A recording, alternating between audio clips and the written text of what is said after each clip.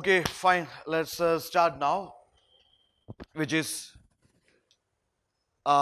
ancient India. Okay, this is ancient India. When it comes to ancient India, you know that we have to start with the very prehistoric age. Prehistoric, yes, we start with the prehistoric age. Prehistoric age, because in the mains you remember they already asked a question which is related to prehistoric painting, cave paintings, you remember. Okay, so there is, we start with the prehistoric age, then there is Indus Valley civilization. Indus Valley civilization, then there is RVC and LVC, you know, RVC and LVC, what is that?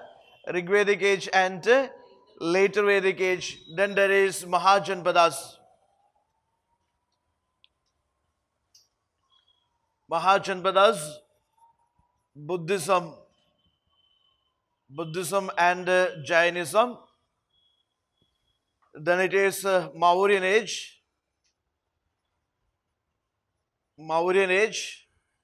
post-Mauryan age, post-Mauryan age, then post-Mauryan age, then yes, there is Gupta age, then post-Gupta, okay, there is post-Gupta, and you know the chronology or you know the timeline of these various episodes of this ancient India. Is the prehistoric age. Prehistoric, you know, Aishwarya, prehistoric means where no written records are available. We construct a history of that age mostly from archaeological sources. Okay, so you go up to 4000 BC. Chalcolithic continued till 1500 BC also. Then you come across this Indus Valley civilization around 2600 BC to 1900 BC or 1800 BC. Again there is RVC and LVC. RVC, you know that it is from 1500 BC to 1000 BC. Then LVC, later Vedic age, is from almost 1000 BC to 500 BC. Then there is Mahajanpadas, which is 600 BC to 500 BC. Buddhism, Jainism, it is of 600 BC to 500 BC. Then Mauryan age, it belongs to this 4th century BC to 2nd century BC. Am I right? 4th century BC to 2nd century BC. Post Maurya, it is almost from 2nd century BC to almost 3rd century AD. You go up to 3rd century AD. That time you study the South Indian history also, which is called Sangam age. 300 BC to 300 AD. Okay, so there is post-Mauryan age. Then there is Gupta age. You know the golden age of ancient India. Mostly you study 4th, 5th, 6th centuries AD. Okay, then there is post-Gupta ages. So almost till that 8th century AD, mid of the 8th century AD, you study this ancient India. Okay, we started with that 2 millennium BC, that is prehistoric age, Stone Age, you know. From 2 millennium BC to almost 8th century AD, we cover, that is ancient India, and the modules are prehistoric age, Indus Valley civilization, RVC and LVC, that is Rigvedic age and later Vedic age, then Mahajanpadas, Buddhism, Jainism, Mauryan age, post-Mauryan age, Gupta age, post-Gupta age. Okay, these are the modules you have to cover from ancient India. And to why you should cover these modules? Raghav, why you should cover these modules? Because plenty of questions being asked from this ancient India, Okay, if you check from 2011 to 2021, you can see that a good number of questions being asked from ancient India, Meera. It's around, minimum you can expect to 5 to 6 questions from this ancient India alone. 5 to 6 questions from this ancient India alone. And what kind of the questions? For example, they ask about rocket architecture. They ask about rocket architecture. They ask about rocket architecture. They ask about IVC. You know what is IVC? Indus Valley Civilization. They ask about the major findings. They ask about major findings. You remember 2021 they asked a question. Hari, you remember that question? What was the question they asked in 2021 prelims? Yeah. There was a question which is related to Dhulaveda. Okay. The site which is known for its artificial water harvesting, water management system. Okay. So they can ask about these findings from this Indus Valley Civilization. Yes, the major sites and the findings from those sites. They can ask about the society of Indus Valley Civilization. The society of Indus Valley Civilization. They can ask about the religion of Indus Valley Civilization. The religion, religious ideas of Indus Valley Civilization. They can ask, Shilpa, they can ask about the urban planning. They can ask about the urban planning of Indus Valley Civilization. Urban planning of Indus Valley Civilization. They can ask about the art forms. You know what is regarded as the most sophisticated art form of Indus civilization? Which art is regarded as the most sophisticated artwork of Indus people? Albin? Which is the most refined, most sophisticated work of Indus people? Sneha Malaviga? Parvati? Anybody? Seals. Not a bronze casting, it is seals. Seals are regarded as the most sophisticated artistic work of Indus people, which is used for trade. So they can ask about these art forms, they can ask about their bilateral relations, they can ask about their international relations, their trade relations, their cultural contacts with Mesopotamia, or their contacts with Greece, their contacts with this Egyptian civilization, etc. So lots of questions being asked from Indus civilization, both the prelims and mains. Then you can expect questions which is RVC and LVC.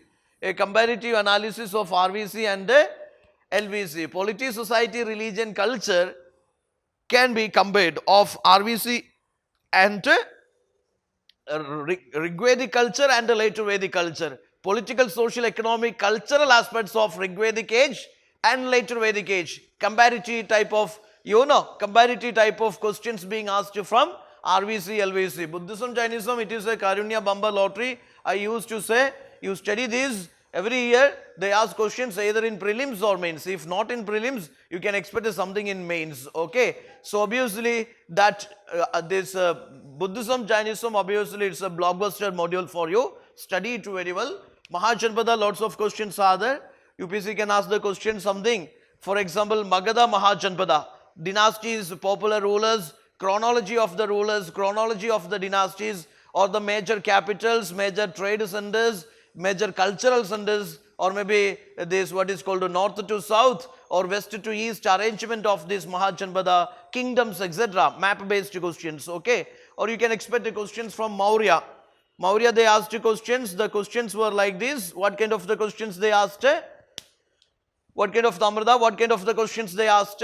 Yeah. Some sources which talk about this Mauryan Empire. You heard about Arthashastra? A treatise on public administration by Kaudilya or Chanakya. Okay, so Arthashastra, what it to talk about usury, what it to talk about that particular, what is called this mixed capital, mixed economy, what it to talk about that good governance, what it to talk about that what is called ethical values of the king and subjects.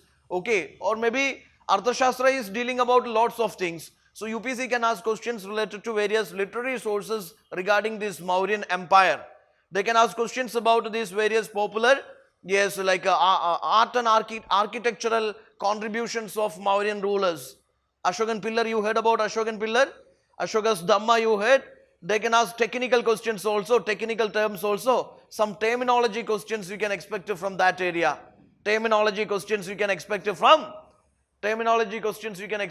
that area. Okay. Again, you can Buddhism, Jainism, growth of Buddhism, Jainism, growth of trade, okay, growth of literature, growth of art forms. Similar way, they ask about post-Maurya. You know the three popular schools of art during post-Maurya age? Three popular schools of art. Gandhara, Madura, Amaravati schools of art. Gandhara, Madura, Amaravati.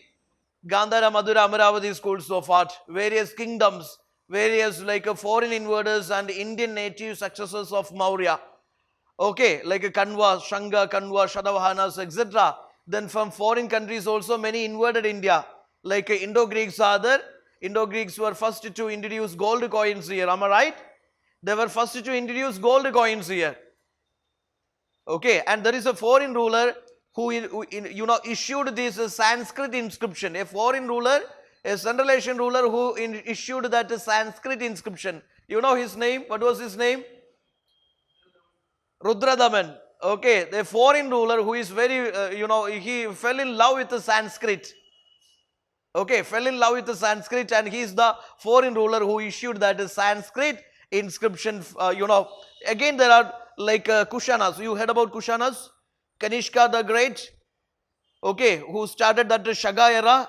Okay, so many Kushanas are there, Shagas are there, Parthians are there, Indo-Greeks are there. You have to study their cultural contributions. Then comes to this Gupta age. UPSC asked you questions about Gupta age. Gupta age is regarded as golden age. Am I right? It is regarded as golden age. You know, many contributions being done in this golden age. What are they? Astronomy, astrology, astrophysics, medicine and plastic surgery in every field. In every field you see that, yes, science, medicine, or it is mathematics, or it is art, architecture, in various fields, tremendous growth to happen. So Gupta age is regarded as golden age of ancient India. You have to study about the chronology of the Gupta rulers. The major architectural art revolutions happened there, or the revolutions happened in medicine, science. You heard about Aryabhatta? Aryabhattiyam. Okay, and also there was a guy who anticipated Isaac Newton. No need to sit under the apple tree and wait for apple to. Yes, like there is a guy who anticipated this like Newton by saying that Earth has that gravity capacity. Who was that? And there is a guy who talk about that scientific reasons for the occurrence of solar lunar eclipses similar. Who was he? And there was a guy who talk about various surgical instruments. Shilpa, who is he? So many things are there. Many developments happened there. Many literary sources, many foreigners also visited that time. So that questions, you can expect questions like, yes, the visit of the foreign travelers during this time, visit of foreign travelers during this time, or its developments in this art, science, medicine, literature,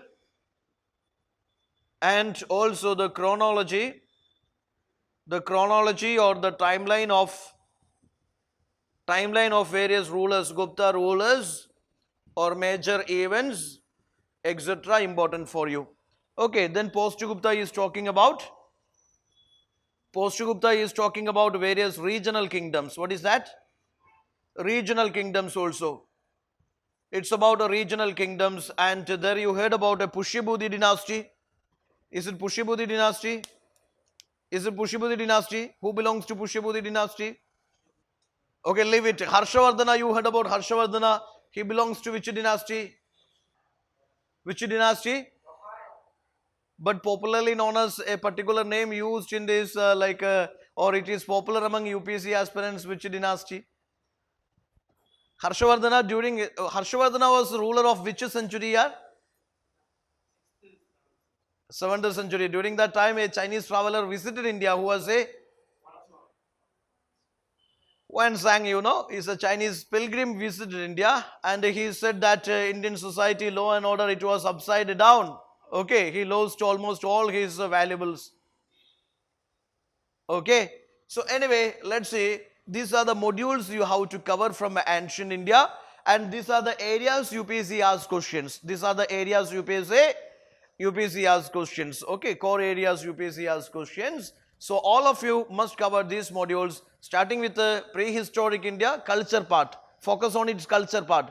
Indus Valley civilization, you should know the spread of Indus Valley civilization, salient features of this civilization, the society, religion, culture of Indus Valley civilization, then of course reason for its decline. Okay, again coming to RVC, LVC, focus on its cultural aspects and Vedic literature and what they talk about society, polity, religion of Vedic times, then Mahajanpadas, Buddhism, Jainism, then Maurya, post-Maurya, Gupta, post-Gupta. Okay, focus on, most importantly, you focus on their cultural part, because culture-oriented questions you can expect, sometimes related to revenue administration, sometimes related to their political structure, okay, like central administration, local administration, sometimes related to foreigners visit or various literary sources or various findings, okay, or various literary sources which talk about the socio-political cultural life of these ancient kingdoms. Those areas you have to focus here. And the timeline is, chronology is important.